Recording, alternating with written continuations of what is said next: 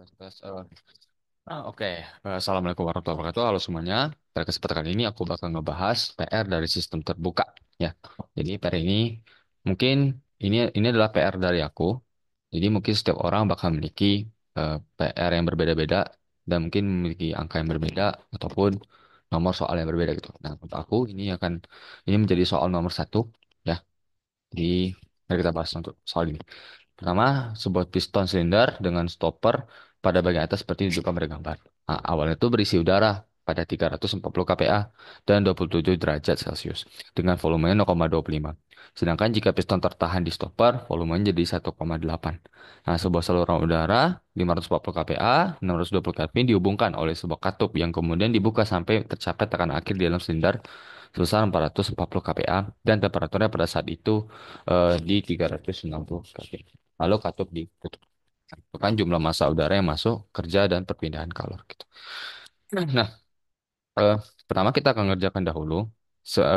Aku bakal ngerjakan ini sesuai dengan cara yang ada di quiz. Jadi step by step kita itu mengikuti isian di quiz gitu. Di PR.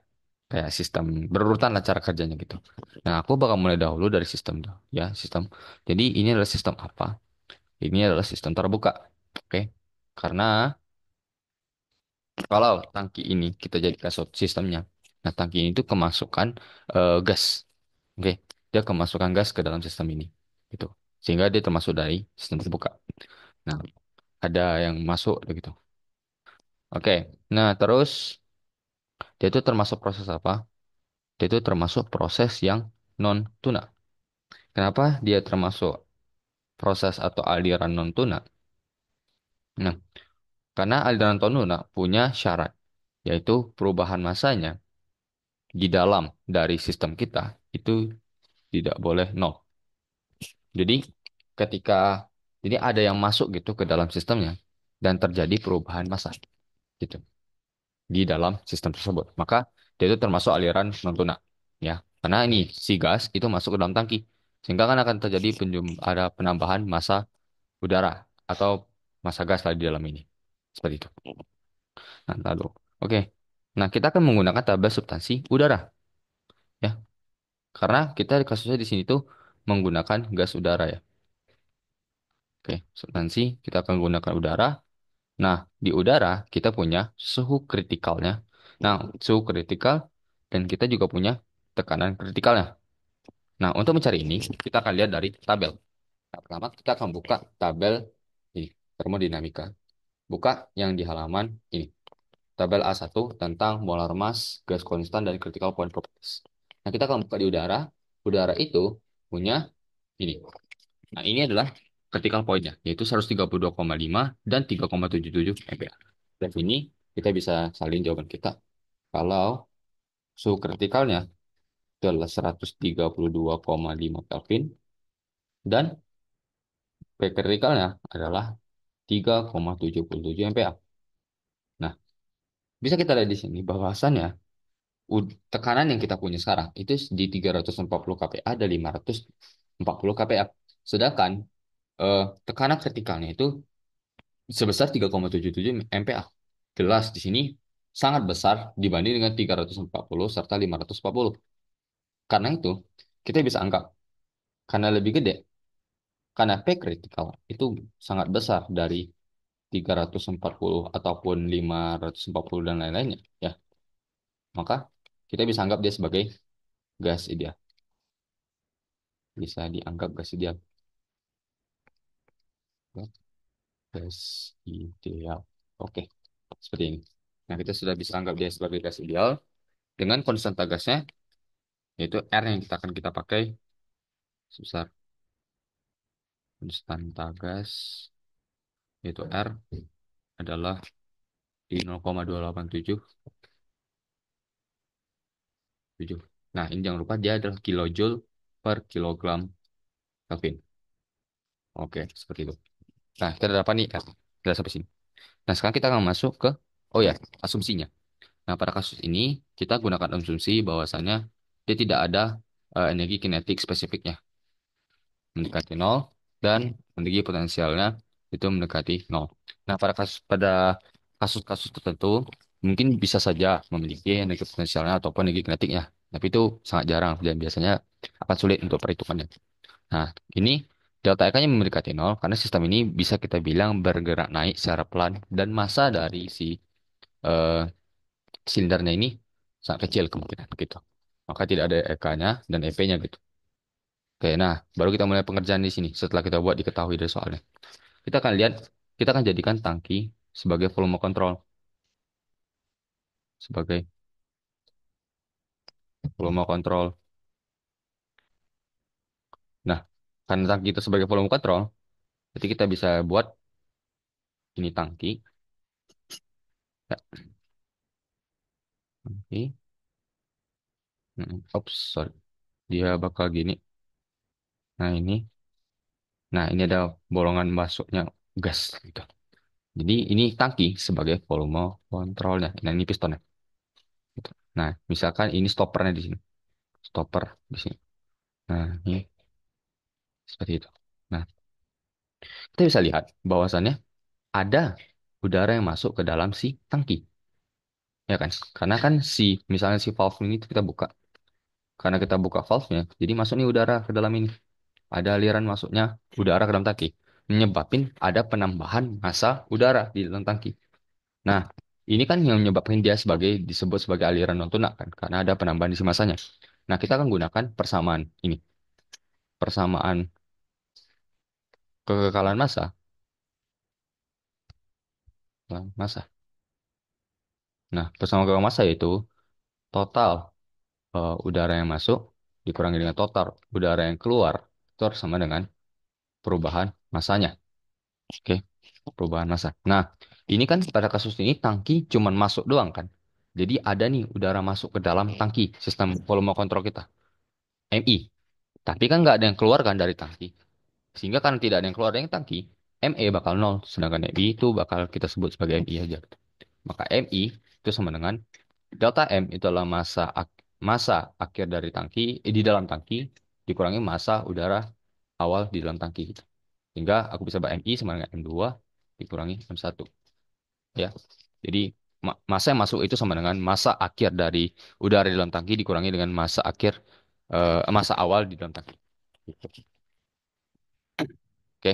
Nah, habis itu kita bakal cari eh, persamaan karena kita kan tuh mencari ini ya. Tugas kita tuh mencari jumlah massa udara yang masuk, kerja, serta perpindahan kalor. Nah, karena kita membutuhkan persamaan hukum termodinamika. Persamaan hukum termodinamika. Yang ke satu ya yang akan kita pakai. Kalau yang satu, kita tahu ya rumusnya adalah total energi yang masuk dikurangi dengan total energi yang keluar. Ya, itu harus sama dengan eh, perubahan energi dalam. Gitu. Nah, kasus ini untuk tuna, non tuna ya, ini kasus non tuna. Kalau non tuna, delta E itu tidak sama dengan nol. Tapi delta E di sini punya persamaan, yaitu M2 kali U2 dikurangi M1 kali U1. Nah, makanya di sini. Nah, untuk delta in kita itu bakal punya persamaan delta in dan Q apa total energi keluar sama energi masuknya.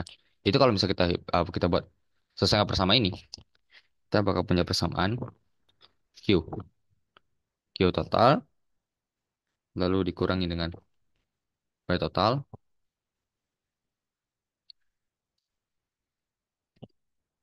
ditambah dengan eh, M I massa dikalikan entalpi awalnya terus kurangi dengan massa yang keluar dikalikan entalpi yang keluar ya itu bakal sama dengan M2 U2 dikurangi M1 kali U1. Nah, gini. Oke, ini kalian bisa gunakan persamaan ini untuk aliran non tuna. Nah sih, jadi langsung pakai persamaan ini bisa. Untuk aliran non tuna kalian cukup langsung pakai persamaan begini. Ya. Nah, karena ME kita tadi tuh nggak ada yang keluar kan, nggak ada yang keluar kan dari sistem kita ini, cuma yang masuk doang. Ya berarti ME itu nol. Sini sistemnya nol. Sehingga kita bisa buat bahwa persamaan adalah Q, ya, Q min W. Oh iya, selain itu, oh iya pas. Terus ditambah MI, HI sama dengan M2, U2 kurangi M1, U1. Ya, inilah persamaan yang akan kita pakai. Seperti ini. Nah, untuk itulah kenapa kita perlu mencari MI-nya dahulu di sini. Karena kita kan antara mau mencari usaha ini dan kalor ini. Kita butuh MI, HI, M2, U2, dan M1, U1. Oke. Nah, saatnya kita mulai pengerjaannya. Mulai pengerjaan. Kita udah mulai pengerjaan. Oke, kita akan cari satu persatu dari persamaan hukum termodinamika. Kita akan mulai dari usaha dulu. Ya, kita akan cari usaha piston. Karena kan yang di sini yang akan naik kan si piston ya. Nah, piston itu bakal naik dari awalnya misalnya V1 naik menjadi akhirnya V2 misalkan gitu ya. Volume akhirnya V2. Gitu. Nah, sehingga eh, graf apa usaha dari piston itu bakal bagaimana ya? Apakah ini kan ada saluran yang masuk ya? Ada gas yang masuk ke dalam si tangki yang menyebabkan si tangki naik gitu. Nah, tapi kasusnya gini, karena tekanan ketika dibukanya si valve itu yang katupnya itu karena tekanan saluran itu lebih gede dari tekanan awal tangki ya. Karena kalau kita lihat di soal kan itu tekanan si saluran gas itu 540 kPa, sedangkan awalnya tangki itu cuma 340 kPa. Jelas itu lebih besar sih tekanan si saluran. Akibatnya karena tekanan ini naik apa lebih gede ketika si katup itu dibuka, maka si tekanan saluran gas ini akan menekan udara di dalam secara konstan yang nyebabin si seperti inilah. Eh, jadi ketika katupnya itu dibuka, itu kan udara masuk ya ke dalam tangki. Nah, si tekanan 300 yang awal tadi 340 kPa tadi ya dari si awalnya si siapa nih si tangki itu bakal ngenaikin si piston. Tapi kan biasanya kalau misalnya kita memperbesar volume kan tangki bakal berubah ya. Nah, tapi di sini berbeda. Ada gas yang masuk ke dalam tangki yang nyebabin keseimbangan tekanan di dalamnya. Jadi, dia tuh bakal tekanan tangki itu bakal mendorong piston ke atas, tapi tetap menjaga tekanan konstan di situ. Nah, itu terjadi karena tekanan saluran itu lebih gede daripada tekanan awal tangki. Sehingga nyebabin tekanan di dalam tangki konstan. Jadi, selama kenaikan tangki, ya, itu bakal konstan. Gitu. Karena dalam taki akan konstan. Sehingga kita bisa lihat dari grafik ya. Grafiknya bakal seperti ini. Jadi ini aku punya grafik tekanan terhadap volume ya. Ini tekanan, ini volume. Jadi misalkan volume awalnya di sini adalah V1, akhirnya di sini V2. Nah, V2 itu saat mentok ya. Kita tinjau saat mentok ya. Nah, saat mentok atau udah mencapai ini stoppernya lah gitu. Jadi awal itu dia di sini. Terus tekanannya bakal konstan nih naik. Tekanan konstan terus. Konstan.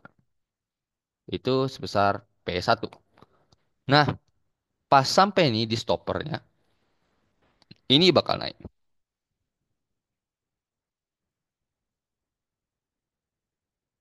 Ini P2 gitu. Jadi bakal seperti ini grafiknya, ya. Karena kejadian keadaan ini gitu. Nah, ini berubah sehingga usahanya, usaha piston ya atau ya usaha piston itu sebenarnya usaha dari karena perubahan gas di dalam itu juga sih. Jadi usaha piston itu bakal sama dengan W itu sama dengan tekanan satu dikalikan perubahan volumenya yaitu V2 dikurangi V1 gitu. Nah, ini ini adalah kasus apa? Isobarik ya. Isobarik, isobar, dan ini adalah isovolume atau isokorik. Nah, itu. Nah, ini yang dari sini ke sini, yaitu itu merupakan keadaan dari naiknya si piston sampai ke sini. Nah, ketika sampai di sini, ya, itu sistemnya tetap diberi saluran gas terus sampai tekanannya di 440 kPa. Jadi P1 di sini itu tuh besarnya adalah 340 kPa ya. Dan P2-nya itu adalah 440 kPa. Ya gitu. 440 kPa.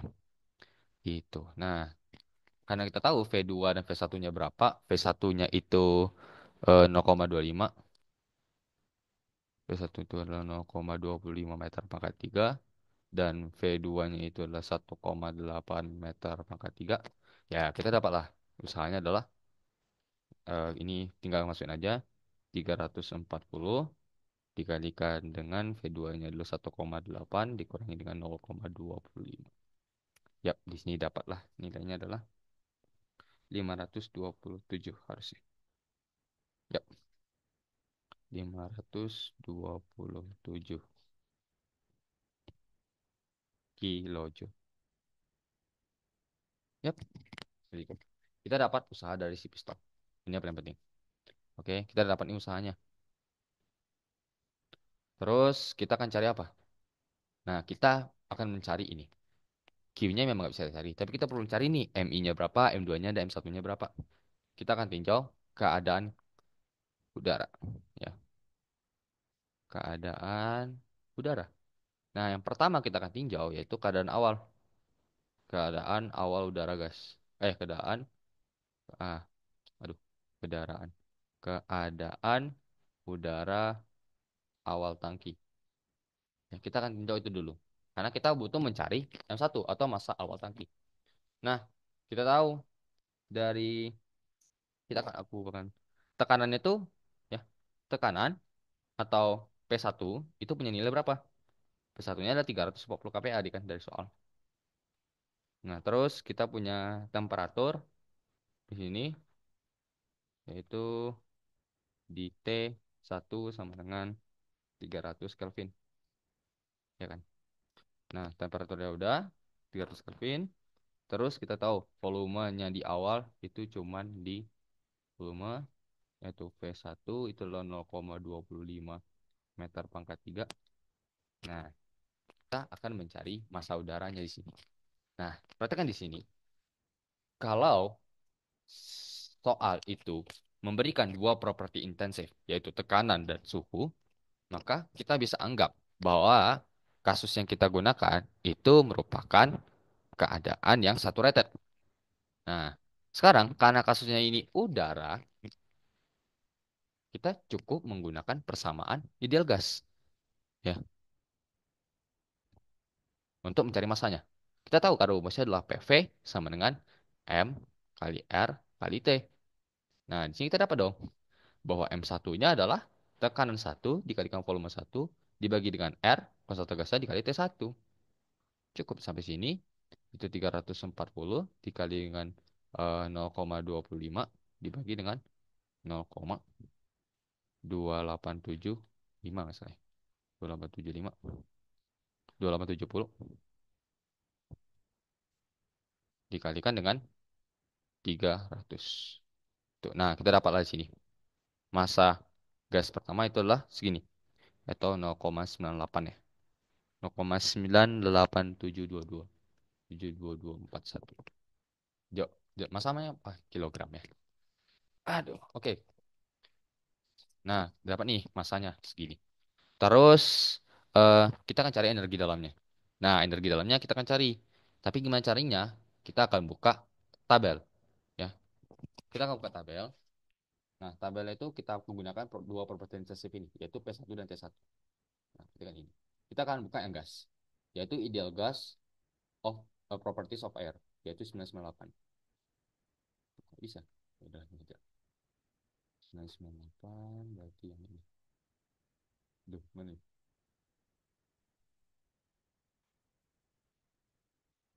Nah, ini. Nah, nah, tadi kan sini kita cukup lihat dari suhunya saja ternyata untuk yang udah. Karena tadi kita punya gas, suhunya 300 Kelvin, jadi kita buka aja yang 300 Kelvin. Ya, tinggi ini dong. Kita butuh, kita butuh energi dalam kan tadi. Nah, nih. Karena kita butuh energi dalam, berarti jawaban kita yang ini. ini, yaitu ops di sini, yaitu 214,07. Ini nominalnya adalah U1 itu 214,07 kilojoule per kilogram. Nah, seperti itu. Nah, selesai. Untuk keadaan awal gas sudah. Keadaan awal tangki. Nah, yang kedua, kita akan lanjutin ke keadaan akhir tangki. Oke. Kita akan keadaan akhir tangki, yaitu ketika tangkinya itu mentok. Ya, jadi pas tangkinya mentok itu yang akan kita cari keadaannya. Pertama, tekanan dulu. Tekanannya. Kita ikut soal aja ya. Aku aku langsung aja. Cukup dia soal saja. P2-nya itu 440 ke PA. Nah, terus temperatur yaitu T2 sama dengan 390 Kelvin. Terus volume yaitu V2 sama dengan 1,8 meter pangkat 3. Ya. Nah, kita akan cari massa udara di sini. Massa M2 kita bisa pakai rumus P2 kali V2 per R kali T2. Ya, tinggal pakai ini yaitu 440 kalikan V2-nya 1,8 dibagikan dengan 0,2870 70 dikalikan dengan 300. Yap, kita dapat M2-nya adalah di besar berapa nih? 7. 7,07 7,07 585 kilogram. Oke. Karena kita dapat M2-nya dan kita perlu cari energi dalam ya. Energi dalam gasnya karena dalam U2-nya yang berarti kita carikan pada saat akhir ya. Nah, kita buka di 390 Kelvin. Kita buka tabel tadi 390 Kelvin. Nah, ini dia nilainya yaitu 278,93. Jadi nilai 278,93 kilojoule per kilogram. Oke. Nah, sekarang kita cari keadaan masukan udara. Ya, keadaan masukan udara. Nah, untuk keadaan masukan udara, kita cari yang ini, yang udara yang masuk nih berapa sih identitasnya gitu. Berapa aja besar. Pertama kita cari tekanan dulu, tekanan. Kenapa kita perlu cari ini? Karena kita butuh entalpi dari si yang masuk ini berapa. Nah, tekanan itu aku misalnya P3 deh. P3-nya itu adalah, oh, atau yang masuk ya. Kalau masuk kita pakai I. Oke. I itu sama dengan 540 kPa ya. Terus suhunya itu 620 Kelvin. TI yang itu 620 Kelvin. Panas banget. Terus ada entalpi. Entalpinya gimana? Entalpinya kita UI. Entalpi ya. Entalpi berarti HI ya. HI-nya itu bisa kita lihat dari sini. Ya udah kita cuma cukup lihat 620 Kelvin. Berapa? Nih, 620 Kelvin berarti yang ini. Nih, entalpinya adalah 628,07. Karena dia udara ya. 628,07 kilojoule per kilogram. Ya, sehingga jumlah massa udara yang masuk ke silinder. Nah, kita kan mencari yang masuk ke silinder ya. Berarti kan MI dong. Ya kan, yang masuk tangki. MI tadi rumusnya apa? Bahwa M2 dikurangi M1. Nah, M2-nya apa? M2-nya adalah ini, yaitu 7,075 7,07585 itu dikurangi dengan 0,98722 0,98722 41. Oke, maka kita dapat di sini bahwa MI itu sama dengan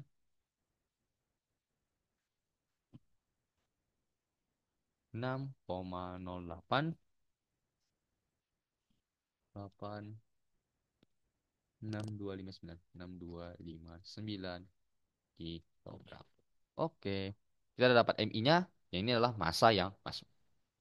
MI-nya udah dapat segini, M2-nya udah. Ya udah, kita bisa dapatin color-nya. Maka Q bisa kita dapatin dengan rumus apa? Wah, Q min W di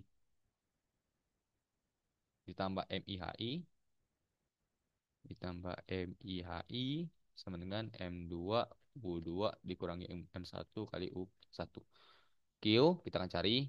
Kita udah dapat W-nya ya tadi, yaitu 527 kilojoule ya. Ya, jadi kilonya nggak usah diubah, biar aja 527 terus ditambah MI-nya adalah ya ini 6,0886259 dikalikan HI-nya itulah 628,07 itu sama dengan M2-nya itu 7,07585 7,07585 ya. Terus dikalikan dengan U2, U2-nya itu berapa nih? 278 terus 78,93 ya.